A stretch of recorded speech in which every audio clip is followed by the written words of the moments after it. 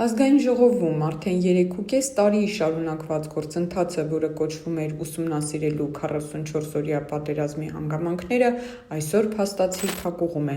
Անրանիկ Քոչարյանի ղեկավարած քննիչ հանձնաժողովը ստեղծվել էր 2022 թվականի փետրվարին հստակ ժամկետով, սկզբում 6 ամիս, այնուհետև ևս 6 ամիս երկարաձգման հնարավորությամբ։ Ազգային ժողովի կանոնակարգ օրենքի 16-րդ հոդվածի համաձայն 2023 թվականին արդեն Անրանիկ Քոչարյանը պարտավոր էր ավարտել իր աշխատանքները և ներկայացնել եզրափակիչ զեկույց, սակայն Քոչարյանն անտեսել է օրենքի սահմանված ժամկետները։ Փաստացի 2023 թվականից հանձնաժողովն այլևս իրավական հիմքով գոյություն չունի, բայց Քոչարյանը շարունակում է հանդես գալ որպես դրա ղեկավար և անգամ ճնշումներ գործադրել Ազգային ժողովի աշխատակազմի վրա։ Ժողովուրդ օրաթերթի տեղեկություններով նա Ազգային ժողովի նախագահ Ալեն Սիմոնյանի հետ է ընդհարվել, պահանջելով հնարավորինս շուտ շրջանառության մեջ դնել հանձնաժողովի ամփոփիչ զեկույցը։ Սակայն Ազգային ժողովի նախագահը հայտնել է, թե չի կարող շրջանցել կանոնակարգ օրենքը և շրջանառել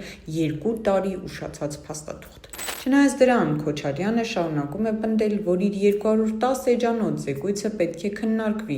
Ըստ Ժողովուրդ օրաթերթի տեղեկությունների, զեկույցում առկա են նաև գաղտնի հատվածներ, որոնք Քոչարյանը ներկայացնում է որպես ապագա աղմկահարույց բացահայտումների հիմք։ Նա նույնիսկ վստահեցնում է, թե հրապարակումից հետո սպասվում են ձերբակալություններ։ Այս ամենը, սակայն, առավելապես հիշեցնում է քաղաքական շահարկում, քան իրավաչափ գործընթաց։